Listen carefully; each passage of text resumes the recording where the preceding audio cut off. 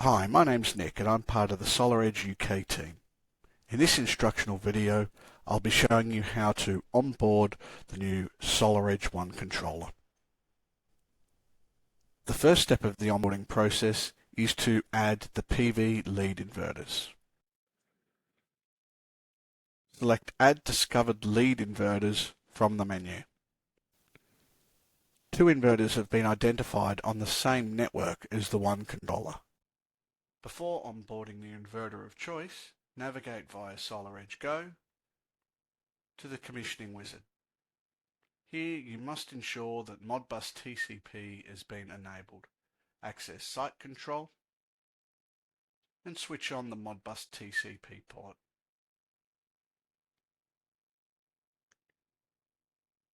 The default port opened is 1502. This is what the controller will identify the inverter on. If Modbus TCP is not enabled, the inverter will not be onboarded. Also ensure that you establish a static IP address by clicking on Ethernet and changing the default dynamic IP to static IP. This will ensure the inverter can remain in constant communication with the 1 controller. Returning to the 1 controller interface, we can now onboard the inverter. The inverter has now been onboarded. If there are multiple leader inverters on site or additional follow inverters, repeat the process.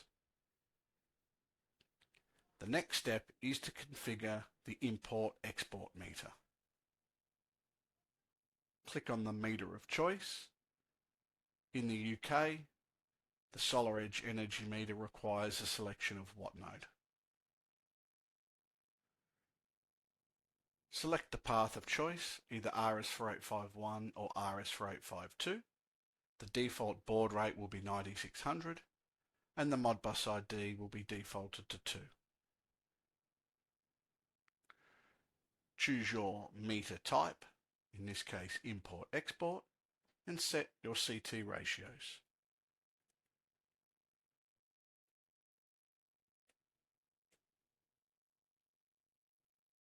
The meter has been identified by the controller and can now be onboarded.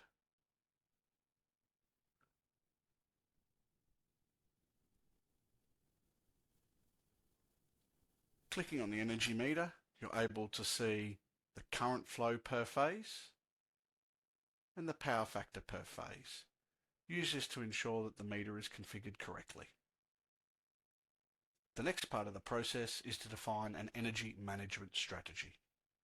Access the energy management wizard and activate energy management. Here you can define import and export limits by clicking on the edit tool. In this case, we have an export limit of 10 kilowatts and we have an import limit of 40 kilowatts.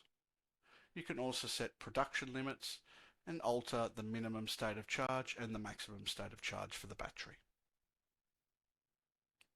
The energy management strategy has now been enabled, showing that PV is producing and defining the import from the grid. Now move on to commissioning the firefighter gateway functionality.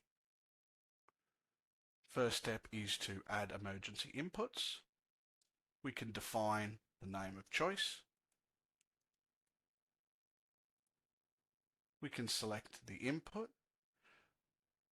Inputs IN0 and IN2 are preset for the use of the firefighter gateway.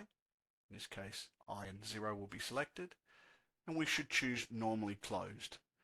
This ensures that if the button was disconnected or the power supply removed, the PV system would shut down.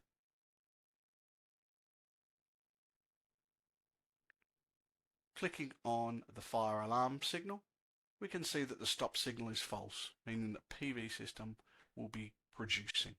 If the fire alarm was to activate or the push button depressed, the stop signal value would change to true.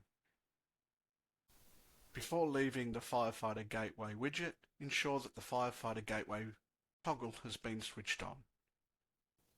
Finally, we need to onboard the CSS-OD. Click on the CSS-OD widget.